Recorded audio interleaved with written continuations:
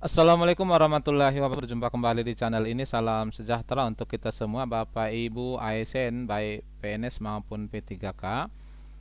Berikut Bapak Ibu sekalian akan saya sampaikan terkait dengan juknis pencantuman gelar ASN yang baru saja diterbitkan oleh BKN. Ini khusus kepada rekan-rekan yang memiliki gelar lain ya, selain yang sudah masuk ke data kepegawaian BKN. Namun sebelumnya, kepada Bapak dan Ibu yang baru bergabung di channel ini atau yang belum mendukung channel ini, mohon bantuannya Bapak Ibu sekalian untuk mendukung channel ini dengan cara subscribe dan aktifkan loncengnya untuk mendapatkan informasi-informasi terbaru dari channel Profesi Guru. Iya, sebelum kita bahas juknisnya, kita coba lihat isi dari postingan di Instagramnya BKN menyebutkan ini, ASN yang telah memiliki ijazah baik berasal dari pendidikan akademik atau pendidikan yang vokasi dapat segera mengajukan pencantuman gelar akademik atau gelar vokasi kepada BKN atau kantor regional BKN sesuai masing-masing wilayah kerjanya. Jadi udah bisa ya Bapak Ibu, ini Bapak Ibu ajukan ke BKRD masing-masing, di mana disebutkan gelar yang dicantumkan harus berupa kepemilikan ijazah yang diperoleh secara resmi dan sah sesuai ketentuan perundang-undangan. Pemilik ijazah bertanggung jawab secara administrasi, perdata, dan pidana atas keabsahan ijazahnya. Lalu secara langsung Ketua BKN menyampaikan, pemerintah memberikan kesempatan seluas-luasnya kepada ASN untuk meningkatkan kualitas melalui jalur pendidikan secara berkelanjutan dan menjaga profesionalitas. Ketentuan baru pencantuman gelar ini bertujuan untuk menjamin efektivitas dan efisiensi penyelenggaraan layanan manajemen ASN dan peningkatan kompetensi bagi ASN. Nah, inilah postingan melalui Instagramnya BKN. Sekarang kita akan lihat bagaimana juknis di daerah.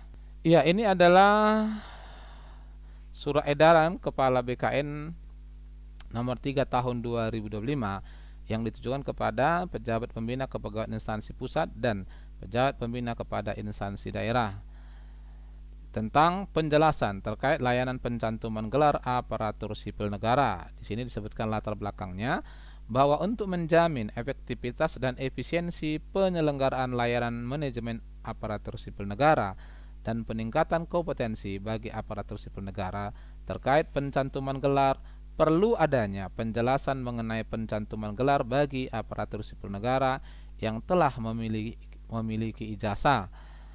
Berikut maksud dan tujuan. Maksud dan tujuan surat edaran ini yaitu A. Pemerintah memberikan keberpihakan kepada aparatur sipil negara untuk meningkatkan kualitas melalui jalur pendidikan secara berkelanjutan dan menjaga profesionalitas, dan B. Sebagai panduan dan penjelasan terkait layanan pencantuman gelar bagi aparatur sipil negara yang telah memiliki ijazah. Itu ya Bapak Ibu maksud dan tujuannya. Berikutnya kita lihat ruang lingkup. Ruang lingkup surat edaran ini mengenai pencantuman gelar bagi aparatur sipil negara yang telah memiliki ijazah yang berasal dari pendidikan akademik atau pendidikan vokasi. Dasar hukumnya ini dimuat ya Undang-Undang Nomor 20 Tahun 2003 tentang aparatur sipil negara, kemudian PP Nomor 11 Tahun 2017 tentang manajemen pegawai negeri sipil negara, pegawai negeri sipil. Ya, selanjutnya Peraturan Pemerintah Nomor 49 Tahun 2018 tentang P3K, Peraturan Presiden Nomor 92. Nah, ini adalah aturan-aturannya. Peraturan Kepala BKN Nomor 33 Tahun 2011, Peraturan Menteri Pendidikan dan Kebudayaan Nomor 7 Tahun 2020, kemudian Peraturan Mendikbud ya tentang Nomor 53 Tahun 2003 tentang manajemen mutu pendidikan, Peraturan BKN Nomor 1 Tahun 2005 tentang organisasi dan tata kerja Badan Kepegawaian Negara, berarti ini yang terbaru. Lalu Surat Direktur Jenderal Pendidikan Riset dan Teknologi Nomor 2 Tahun 2022, Surat Edaran Kepala BKN Nomor 15 Tahun 2024 tentang penjelasan teknis layanan pencantuman gelar dan peningkatan pendidikan pegawai negeri sipil. Nah, ini surat edarannya. Di sini ya. A. Bagi aparatur sipil negara yang telah memiliki ijazah yang berasal dari ini pendidikan akademik atau pendidikan vokasi dapat mengajukan pencantuman gelar akademik atau gelar vokasi kepada Badan Kepegawaian Negara atau kantor regional Badan Kepegawaian Negara, berarti BKD atau BKPSDM masing-masing gitu ya. B.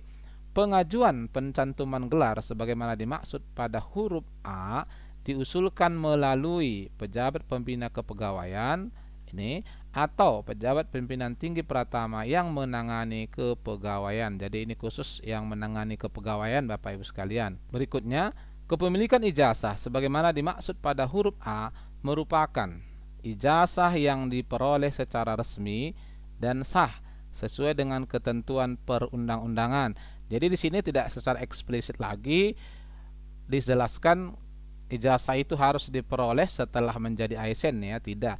Bapak Ibu, ijazah itu juga bisa kita pakai apabila sebelum kita jadi ASN kita punya gelar yang lain yang kita peroleh secara resmi, gitu maksudnya ya Bapak Ibu. Nah, tentu ini menjadi penting dan juga banyak rekan-rekan yang menginginkan ya surat edaran seperti ini sebagai petunjuk teknisnya agar nanti daerah memiliki pegangan dalam hal penyusunan untuk membuka kesempatan kepada rekan-rekan ASN baik PNS maupun P3K mengajukan pencantuman gelarnya. Lalu D, pemilik ijazah bertanggung jawab secara administrasi. Ini ada nih, secara administrasi ada. Konsekuensinya perdata juga ada. Kemudian pidananya juga ada atas keabsahan ijazahnya apabila kemudian nanti ditemukan setelah dicantumkan gelarnya ternyata ada Bapak Ibu sekalian ditemukan ya terkait unsur maladministrasi atau kesalahan di dalam hukum perdata atau malah di penipuan ya hukum pidana. Nah, ini juga menjadi rambu-rambu kepada Bapak Ibu. Di penutup, surat edaran ini mulai berlaku pada tanggal ditetapkan. Ya, ini ya, tanggal ditetapkan. Demikian untuk menjadi perhatian dan dilaksanakan sebagaimana mestinya. Jadi ini Bapak Ibu sekalian, sekali lagi menjadi pedoman bagi BKD atau BKPSDM untuk bisa memberikan kesempatan kepada rekan-rekan di daerah mengusulkan pencantuman gelarnya. Jadi nanti gelarnya Bapak Ibu akan mengikuti nama Bapak Ibu ya bagi rekan-rekan yang memiliki gelar di luar gelar yang dipergunakan sekarang di data kepegawaiannya. Surat edaran ini ditetapkan di Jakarta, tepatnya di 7 Maret, tapi baru semalam ini dipublis di website BKN, ditandatangani secara elektronik oleh Ketua BKN, Prof. Judan Arif Fakrullah ya. Dan tembusannya ini diberikan kepada, kita lihat tembusannya. Tembusan 1, Menteri Pendayagunaan Aparatur Negara dan Reformasi Birokrasi sebagai penyusun regulasi ya. Kemudian Menteri Pendidikan Tinggi Sains dan Teknologi ini untuk Maristek ya, utamanya kepada dosen yang ada gelarnya selain gelar yang masuk data kepegawaian. Kemudian Menteri Pendidikan Dasar dan Menengah ini khusus untuk guru-guru baik guru jenjang SMA, SMK, SMP maupun SD Bapak Ibu sekalian. Nah, dengan adanya surat edaran ini maka Bapak Ibu sekalian, daerah dalam hal ini BKD, BKPSDM yang apabila kemudian Bapak Ibu tanya sebelumnya menunggu surat edaran, maka ini sudah ada petunjuk teknisnya bagi teman-teman yang ada gelarnya di luar gelar yang sudah dicantumkan di nama kepegawaian Bapak Ibu, silakan ya Bapak Ibu ini diajukan ke daerahnya dan sudah mulai bisa dilakukan sehingga nanti nama kepegawaian Bapak Ibu sudah dimuat gelarnya. Nah, ini ya Bapak Ibu sekalian yang banyak ditanyakan dan dimintakan oleh teman-teman terkait petunjuk teknisnya. Semoga kiranya bermanfaat. Wassalamualaikum warahmatullahi wabarakatuh.